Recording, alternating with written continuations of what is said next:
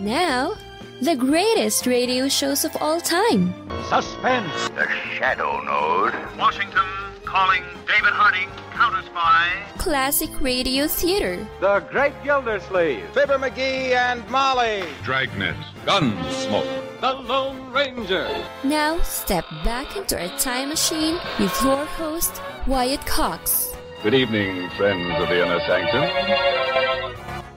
Let's go to the movies, an episode of Hollywood Soundstage, a spin-off of the Screen Guild Players, as it was originally broadcast 71 years ago, January 17th, 1952, the Oxbow Incident, starring Charlie Ruggles. And we thank you for joining us on this Tuesday. This is the 17th day of January, 348 days remaining until we get to 2024. James Madison Randolph, the grandson of Thomas Jefferson, became the first child born in the White House on this date in 1806. The U.S. took possession of Wake Island in the Pacific in 1899. 1912, Sir Robert Falcon Scott, Scott of the Antarctic, reached the South Pole 1 month after Roald Amundsen. 1916, the Professional Golfers Association formed. 1917, the U.S. paid Denmark $25 million for the Virgin Islands. Popeye the Sailor Man first appeared in the comic strip Thimble Theater on this date in 1929. Soviet forces captured the almost completely destroyed Polish town of Warsaw in 1945. On that same date, the Nazis began the evacuation of the Auschwitz concentration camp as Soviet forces closed in on that camp. The UN Security Council held its first session on this date in 1946. The Great Brinks Robbery in 1950. 11 thieves stole more than $2 million from an armored car company's offices in Boston. In 1977, convicted murderer Gary Gilmore executed by firing squad in Utah. I simply accepted a sentence that was given to me.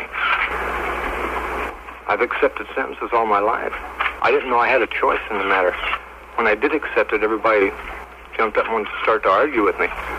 It seems that the people, especially the people of Utah, they want the death penalty, but they don't want executions. And when it became a reality, they might have to carry one out. Well, I started backing off on it. Well, I took them literal and serious, and they sentenced me to death, just as if they'd have sentenced me to 10 years or 30 days in the county jail or something. I thought you were supposed to take them serious. I didn't know it was a joke. Gilmore's execution ended a 10-year moratorium on the death penalty in the United States. In 1991, Operation Desert Storm began early in the morning. On this date in 1991, Iraq fired 8 Scud missiles into Israel in an unsuccessful bid to provoke Israeli retaliation. Throughout the entire sky, there are flashes of light. It appears to be some sort of anti-aircraft fire, a couple of flashes on the horizon now. Something is definitely underway here.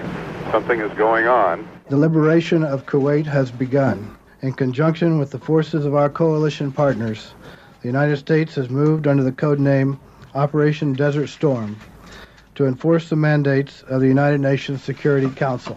Reporter Gary Gilmore and White House Press Secretary Marlin Fitzwater. A magnitude 6.7 earthquake hit Northridge, California in 1994. In 1998, Paula Jones accused President Bill Clinton of sexual harassment. On that same date, Matt Drudge broke the story of the Bill Clinton-Monica Lewinsky affair on his Drudge Report website. And in 2001, faced with an electricity crisis, California used rolling blackouts to cut off power to hundreds of thousands of people. Passing away on this date in history, we got a big list. President Rutherford B. Hayes, President 19. Also actors Doodles Weaver and Richard Crenna and Virginia Mayo. Journalist and author Art Buchwald. Also Bobby Fischer, the fine chess player. Author, screenwriter Eric Siegel.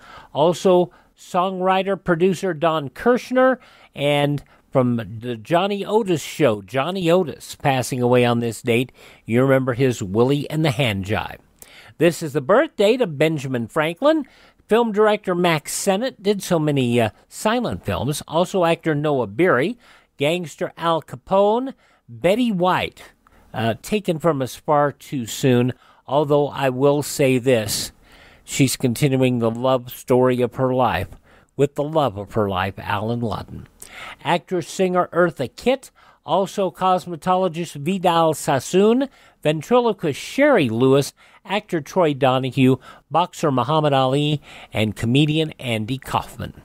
Turning 92 years old today is a man whose voice I have lusted after for years. I have wanted that voice. James Earl Jones, 92 years old. Talk show host Maury Povich, you are not the father. Maury Povich, 84 today. Singer Chris Montez. Yeah, The More I See You. Did such a wonderful job on that. 80 years old today is Chris Montez. Musician Paul Young, Every Time You Go Away. 67 years old is Paul Young. From a very funny man, a very passionate man in the way he speaks, and of course, you have to love what he does. Well, you don't have to love what happens, but you have to love the way he handles what happens on Family Feud. Steve Harvey, 66 years old today. Suzanne Hoffs of the Bangles, 64 years old. A delightful lady. She's very active on Instagram these days. Canadian actor, comedian Jim Carrey. Oh, righty then. 61 years old. Michelle Obama, 59. Kid Rock, 52. Actress Zooey Deschanel is 43. And Rose Tico in the Star Wars sequels. Kelly Marie Tran, 34 years old. Those are just a few of the people celebrating the 17th day of January is their birthday. If this is your birthday... Hi, we're the Four Freshmen, and we just want to say, Happy birthday to you! And from 71 years ago today, January 17th, 1952, Hollywood soundstage Charlie Ruggles stars in the Oxbow incident. That's coming up next on this Tuesday edition of Classic Radio Theater with Wyatt Cox, right here on your favorite radio station. Classic Radio Theater family, you know our friend Mike Lindell has a passion to help everyone get the best sleep of your life. He didn't stop by just creating the best pillow. He created the best bed sheets ever. They look and feel great, which means an even better night's sleep for me because, you know, I'm working like 67 hours a day. Now, Mike's offering the best deal on his Giza Dreams bed sheets ever. You can get a set of Giza sheets for as low as $29.98. You'll never want to sleep on anything else once you slept on a set of Giza Dream sheets. A special offer for you right now. You can get a set of Giza sheets for as low as $29.98. Call 1-800-928-4715. Use the promo code Wyatt. Or go to mypillow.com, use the promo code Wyatt. It's good on anything on the website. That number again, 1-800-928-4715. Use my promo code Wyatt.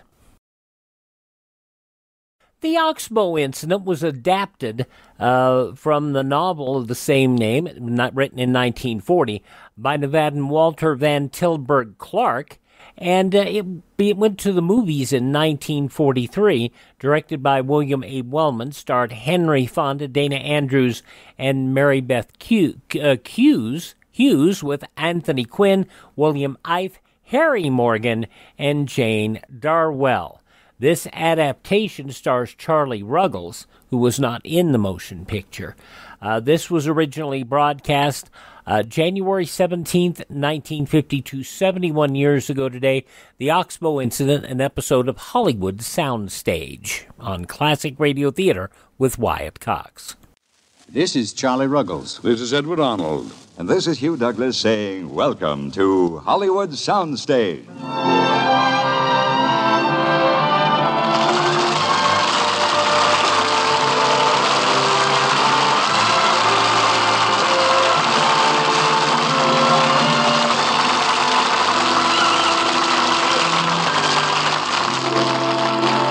Good evening, ladies and gentlemen. Once again, the doors of our Hollywood soundstage swing open for 30 minutes of exciting drama. A most unusual story tonight. One of the greatest stories ever brought to the screen. The gripping and realistic study of what happens to men when they become a mob. Hollywood Soundstage is proud to bring you transcribed 20th Century Fox Studios' magnificent motion picture, The Oxbow Incident, based on the famous novel by Walter Van Tilburg Clark, and starring Edward Arnold, Charlie Ruggles and the Screen Guild Players.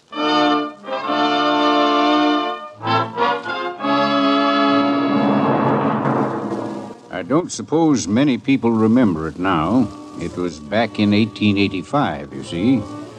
A small thing, not much. You might say just an incident. The town looked almost deserted that day. A few wooden shacks, a blazing sun, one dusty street and nothing moving. Just an old, tired mongrel dog. Until that cowhand came pounding down the road, pulled up his horse in front of Darby's saloon, and yelled, "Hey, men! Where's everybody? Where are you, men?"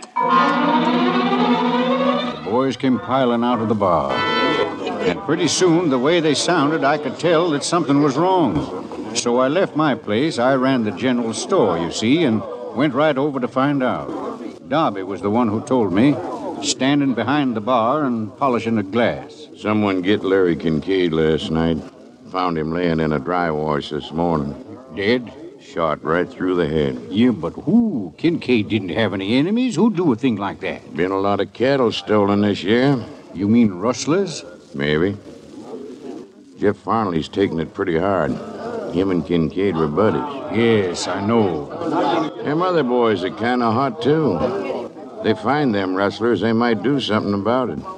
A lynching? I wouldn't be surprised. Well, I'd seen things happen like that before. One minute, just a crowd of men, and the next minute, a mob. You know, it's a funny thing about mobs. No one wants to be first, and no one wants to be last. But just let someone start it off, and the madness spreads like a prairie fire. I knew they wouldn't listen to me, so I sent a lad running to get Judge Tyler. And pretty soon he was there up on the steps facing the crowd. Believe me, men, I know how it is. My old friend Larry Kincaid, one of the finest and noblest gentlemen. Cut the stuffing, Judge. We got a job to do. All we want is your blessing. Now, finally, of course, you can't flinch from what you believe to be your duty, but this is something that should be left to the law. By the time the law gets ready to act, them rustlers will be over the Rio. One more word out of you, Monty Smith, and I'll have you up for impeding justice. Judge, you can't impede but don't hardly move. And you, Jenny Greer, a woman, to lend yourself to a thing like this. Ha, ha. That's telling him, Mom! Yeah. Now listen, men. The sheriff is down at Kincaid's right now.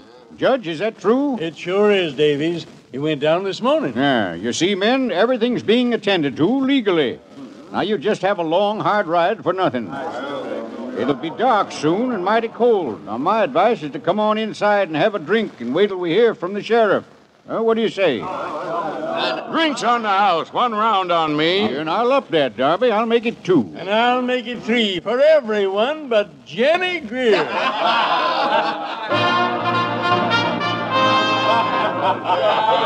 Well, we had 'em laughing, and I was sure we'd won. Only just then we heard another voice, level, hard, and cold as ice. What's the matter, men? Disbanding? Looks that way, Major Tetley. Brother Davies here just about convinced us. Of what, Mr. Davies? Why, it's useless to follow those men, Major. They could be over the Rio by now. But they aren't. As it happens, they went east by Bridges Pass. Through the mountains? That's right, Fondling. By way of Oxbow. Yeah, but that's 8,000 feet up. They'd be crazy to go that way. Not so crazy, Mr. Davies, knowing how crazy it'll look to us. How come you're so sure, Major? One of my riders saw them. He hid in the woods and let them pass. He thought it strange they should be driving cattle up there. Cattle? Any marks? Yes, Fondly. They carried the B-Bar-H. That's Kincaid's mark. The dirty rats. How many were there? 3 of them. Strangers. My rider said he'd never seen them before. Yeah, but Major, why were you so long bringing us this word? My son was out on the range. I knew he'd want to go along. Gerald, is that correct? I'm here, Father. Isn't that all that counts? It counts for me.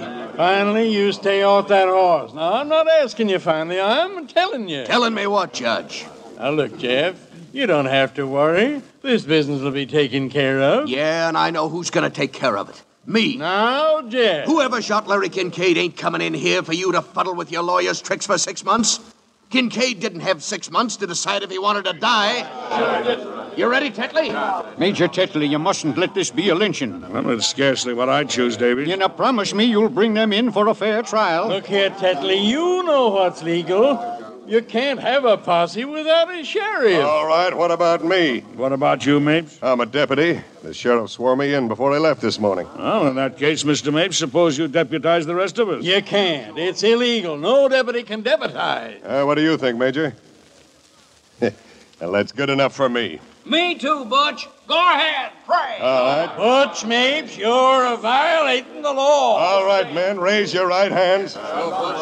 I hereby solemnly swear that I am sworn in as a deputy in the case of the murder of Larry Kincaid, and am willing to abide by the decisions of the majority.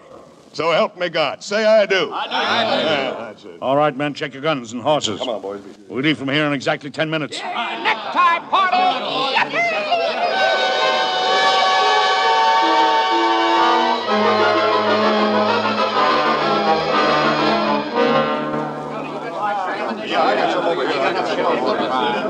Ain't every day we get a hanging in a town as dead as this one. You coming, Sparks? No, sir, Mr. Smith, I don't guess so. Why not? We ought to have a reverend along. Gonna be some praying to do. Yeah, now, lay off him, Smith. Excuse me, Mr. Davis, maybe he's right. No, he's joking you, Sparks. Yeah, I know, but maybe someone ought to go that feels the way I do. Why, sure. Davies can loan you his Bible so's to keep the burial fit and proper. Thank you, sir, but I knows the text without the book. Yeah, you can take my horse from the shed, Sparks. Come along, we'll get him out. Thank you, sir.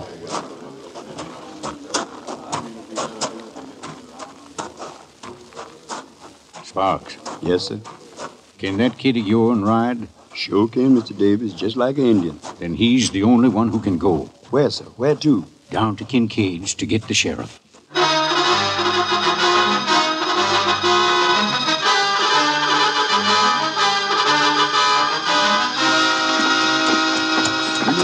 Low, sweet chariot, coming for the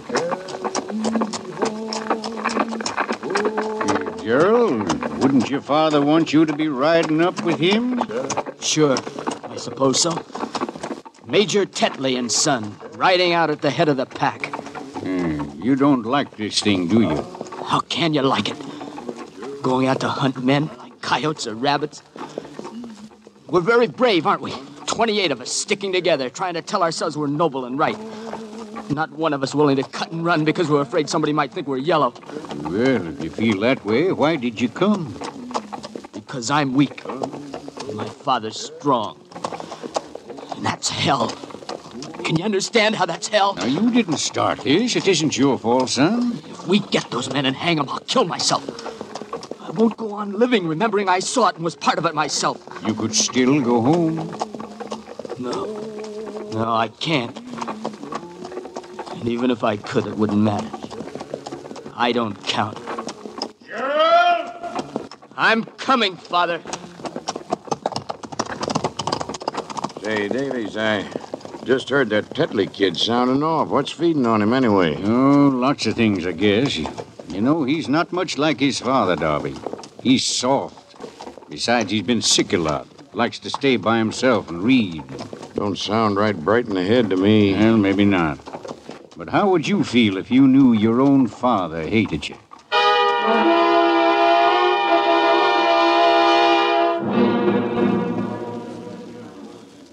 Mr. Davis? Oh, that you, Sparks? Yes, sir. Mind if I sit with you a bit while we stop? No, not at all, not at all. I was feeling sort of lonesome myself. Mortal cold now, ain't it, sir? Well, it'll be worse later. Yes, sir. Mr. Davis, I sure wish we was out of this business. So do the others, but they're afraid to admit it. It's man taking on himself the Lord's vengeance. Do you think the Lord knows what's happening up here tonight? Yes, sir. He marks the sparrows' fall. On the move, men. Let's get going. All right. We gotta have faith, sir. We gotta wait for a sign. I know, Sparks, but how long? How long?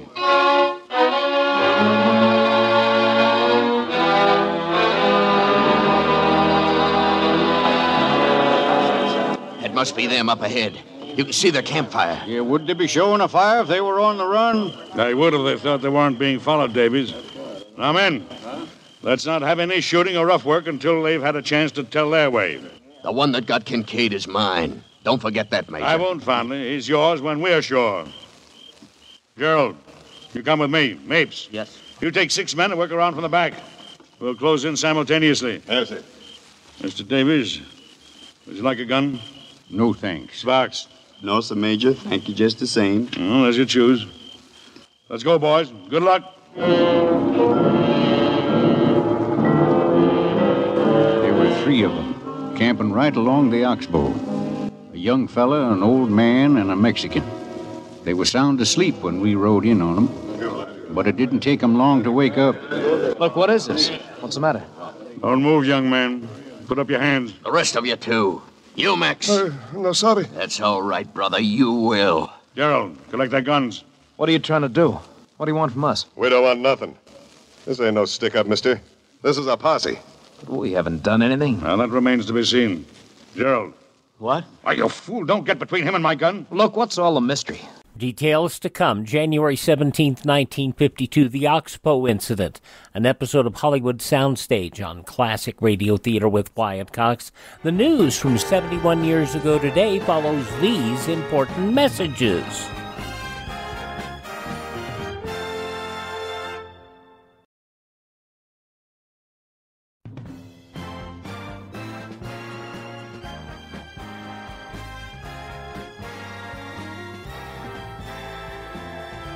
Thanks for spending part of your Tuesday with us here on Classic Radio Theater with Wyatt Cox. We're listening to an episode of Hollywood Soundstage, Charlie-Ruggles starring in the Oxbow Incident, as it was originally broadcast Thursday, January 17th, 1952. In the newspapers of that Thursday, 71 years ago, these were some of the headlines.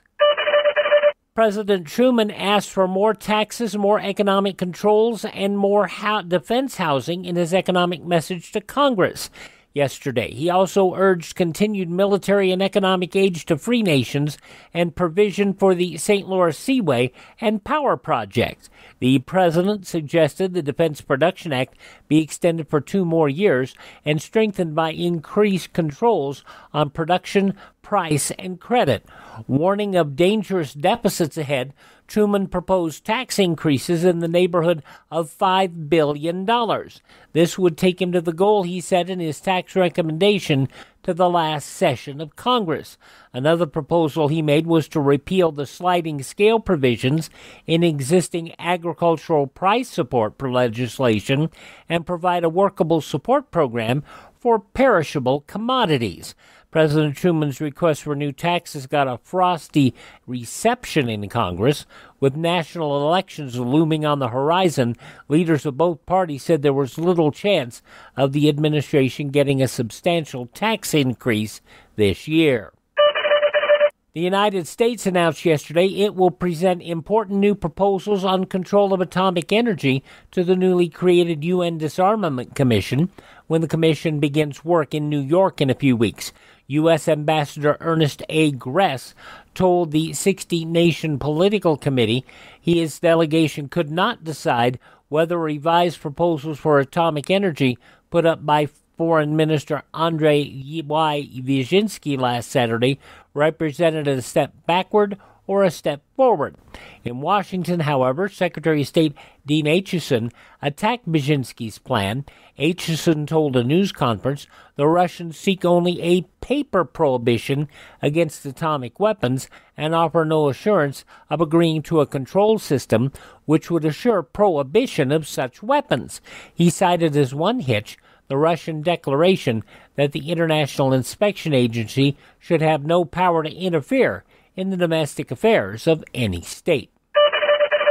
Picked out of the freezing cold that had locked them in a snowbound Streamliner train since Sunday, 222 men, women, and children safe and warm again last night. Snowplows finally had reached Emigrant Gap in California, and a rescue train had pulled up beside the lodges, which had given them warm and welcome temporary haven after they were rescued from the streamliner. Giant snowplows slashed a route to the 222 travelers yesterday.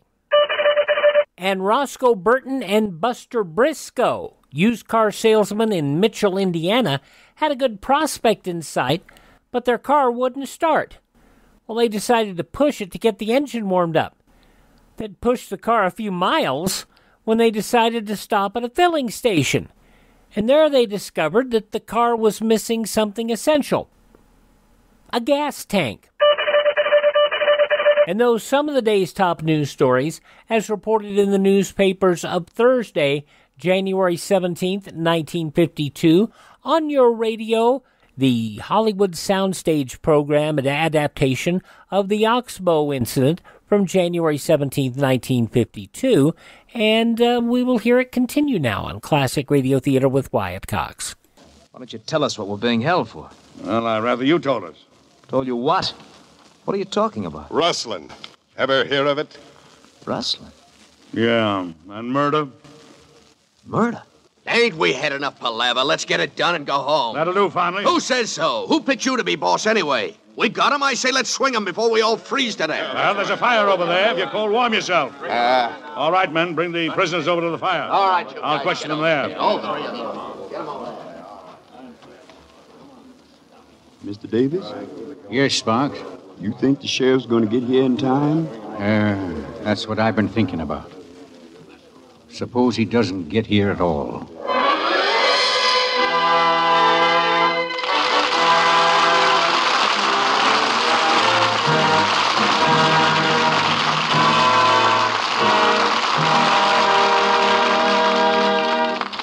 You have just heard the first act of 20th Century Fox Studios' great motion picture, The Oxbow Incident, starring Charlie Ruggles, Edward Arnold, and the Screen Guild Players. January 17th, 1952, Hollywood Soundstage on this Tuesday, Classic Radio Theater with Wyatt Cox. We head to Springfield on Wednesday's Classic Radio Theater with Wyatt Cox, an episode of Father Knows Best, starring Robert Young from 72 years ago, January 18th, 1951. The upper-class family of a boy with a convertible that Betty is interested in has been invited to dinner at the Anderson house. Unfortunately, the living room is not up to snuff, so Jim Anderson intends to paint the living room himself. That's coming up on Wednesday's Classic Radio Theater with Wyatt Cox. But now the conclusion of Hollywood Soundstage, The Oxbow Incident, January 17th, 1952, 71 years ago today.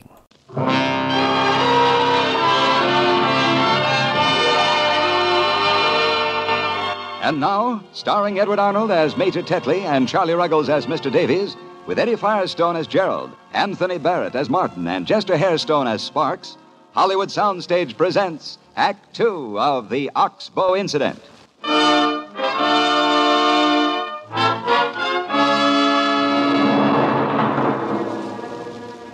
It was Major Tetley who questioned the prisoners, very formal and very quiet.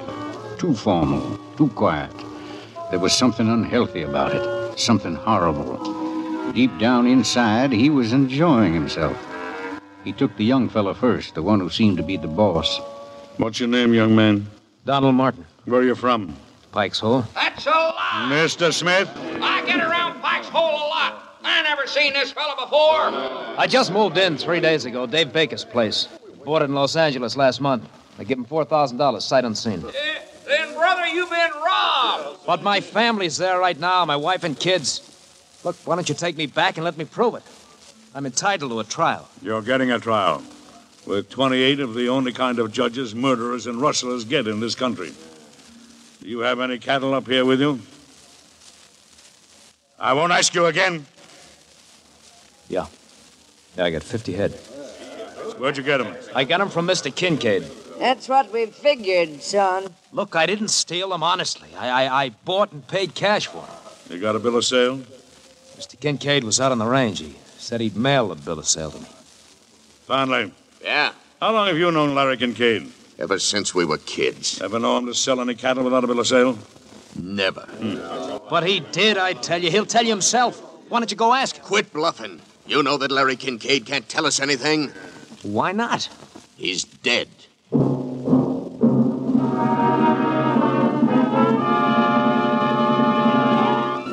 that wasn't enough for Tetley. He had to have his fun with the other two, the old man and the Mexican. But the old man just kept blubbering. I didn't do nothing. I don't want to die. I don't want to die in the dark. And the Mexican kept insisting stubbornly. No sabe, senores. Me no sabe. And still young Martin, stuck by his guns, refused to change his story one bit. I tell you, Kincaid was alive yesterday afternoon. He sold me those cattle to stock my place. Don't you believe me? Why do you have to blame it on me? Who gave you the right? Who sent you up here? The sheriff. Now, that's not true, Major Tetley. The sheriff didn't even know we were coming. No, but I did. That's right, Mapes. Mr. Davies, perhaps I should have said the deputy sheriff. That makes it quite legal, I believe. Now, listen, men. I'm not trying to obstruct justice, but this lad is only asking what he's entitled to, a fair trial. Now, Martin, you say you're innocent, and I, for one, believe you. Makes you the only one, Davies. All right, men, tie them up. No, you don't mean you're gonna... But you can't. I've got kids. One of them's just a baby. Look, just give us some time. That's all I want, a little time. You've had too much already. Well, then I've got to write a letter. If you're human, you'll give me time for that. Now, Major Tetley, that's not too much to ask, huh? I believe you may have a point there, Mr. Davies. Mapes, what time is it? 5 after 3. Gentlemen, we don't want to give anyone cause for complaint. With your permission, we wait till daylight. That'll give Reverend Sparks the time to settle his business at leisure.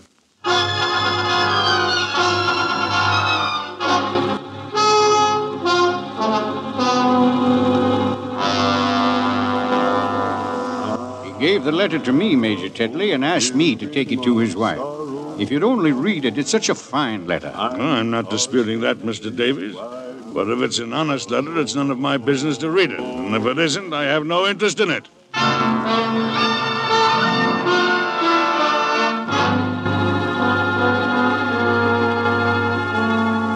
Wade in the water. Won't any of you read it? Any of you? Well, why not? Why not? Is it because you don't want to know the truth? It's a beautiful letter. If you just read it, you'll know he's not the kind of a man who could steal or kill. That kind of argument don't stand up against branded cattle and no bill of sale. Well, I was just hoping. Gentlemen, it's daybreak. Major Tetley, I'm warning you. If we hang these men and they're innocent, we're due to be hanged ourselves. Well, then I suggest we act as a unit. So there can be no question of mistaken reprisals. Mr. Davies, are you willing to abide by a majority decision? How about the rest of you? Majority. Very well. All right. All who agree with Mr. Davies for putting this off and turning it over to the courts, step over here. Mr. Davies, 1. And me, sir? Sparks, That's 2. Yeah, me too, I guess. Mr. Darby? Count me. I'm with Mr. Davis. Gerald? Anyone else? 4 of you, huh? Mr. Davies, that's hardly a majority. Come on, what are we waiting for? Finally, we'll do this in a legal manner. Tie the hands behind them. All right. Put them up on their horses. Get them up there. That second limb on the oak there, that'll hold them. Smith, you get up there and tie the ropes. Sure will. Finally, you'll whip one horse out. Mapes will whip the second. All right. And Gerald, you'll whip the third.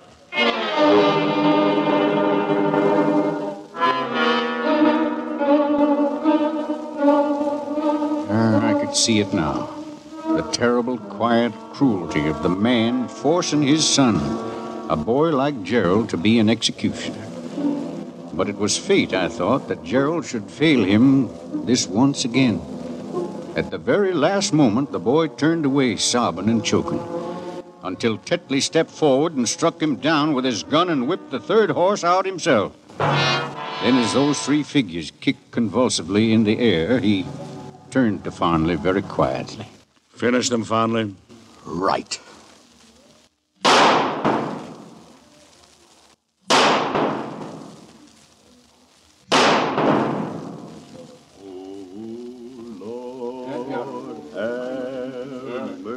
that's done with.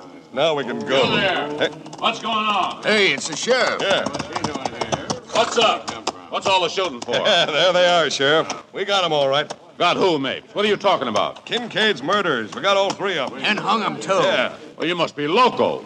Larry Kincaid ain't dead. Not dead? Well, but we thought... I just left Kincaid with the doctor, and I got the fellows that shot him, too. Well, but Sheriff, them fellas, they had Larry's cattle and no bill of sale.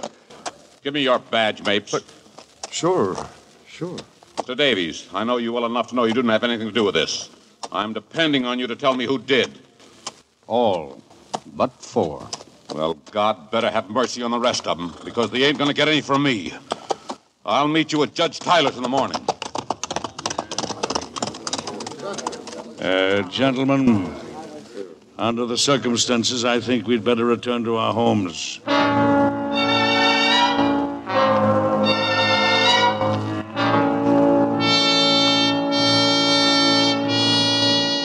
I'm going into my study, Gerald, and I wish to be alone. I want to talk to you first. I have no desire to discuss anything with you. No, because you've got an idea what I want to say. You loved it, didn't you? I saw your face. The face of a depraved and murderous beast. You knew in your heart those men were innocent, but you were cold crazy to see them hanged, to make me see it, too. Yeah, go ahead. Go into your study. Go and hide behind your door, Major Tetley. That won't do you any good.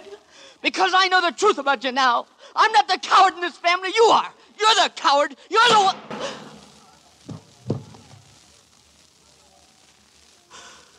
Go ahead.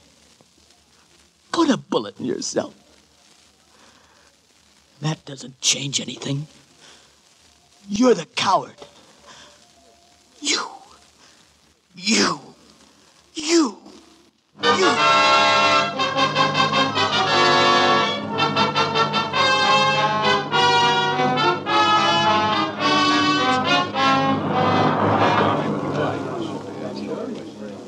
What's the matter? Don't nobody want to buy a drink? I ain't running this saloon for my health, you know. I don't feel like a drink right now. Funny thing. Me either. Would some of you boys like me to tell you why? Oh, lay off, Davies. Because I asked you to read a letter and you wouldn't. You wouldn't even listen to it. But you're going to listen. You're going to listen to it now. I'm going to read it to you. It says, "My dear wife, Mr. Davies will tell you what is happening here tonight. He's done everything he can for me. I suppose there are some other good men here, too, only they don't seem to realize what they're doing. They're the ones I feel sorry for.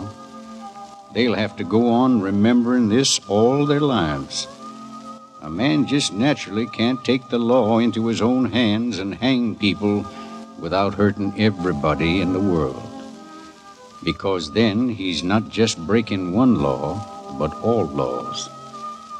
Law is a lot more than words you put on a book, or judges, or lawyers, or sheriffs you hire to carry it out.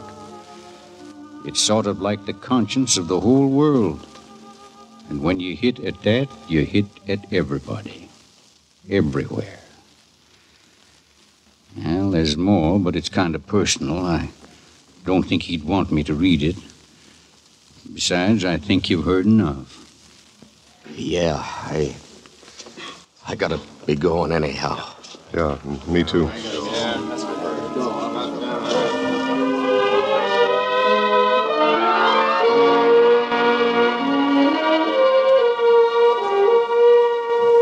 Yeah, they've gone now. The town looks almost deserted again. A blazing sun, one dusty street and nothing moving.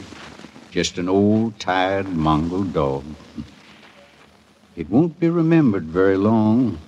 A small thing, not much. You might say, just an incident. Oh, swing low, speed chariot, coming for to carry me home.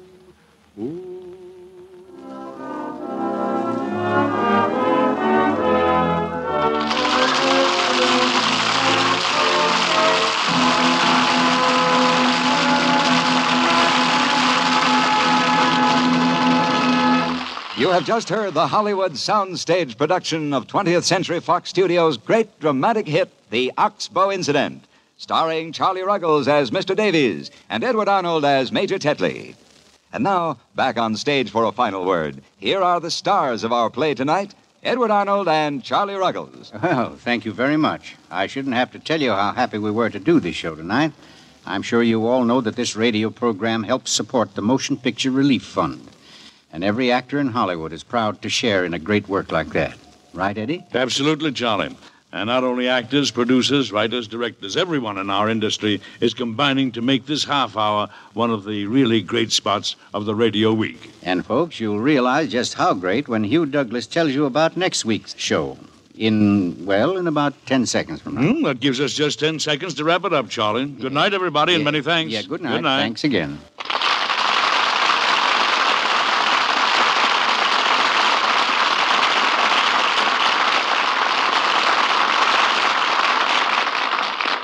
The Oxbow Incident was presented tonight through the courtesy of 20th Century Fox Studios, whose current release is Decision Before Dawn, starring Richard Basehart and Gary Merrill. Edward Arnold will soon be seen in the 20th Century Fox picture, Bells on Their Toes. Also heard in tonight's play were Bill Boucher, Frank Nelson, Ken Christie, Virginia Gregg, Norman Field, Herb Vigran, and Will Wright. Hollywood Soundstage was transcribed in the film capital. Our play was adapted and directed by Harry Cronman. January 17th, 1952, Hollywood Soundstage here on Classic Radio Theater with Wyatt Cox.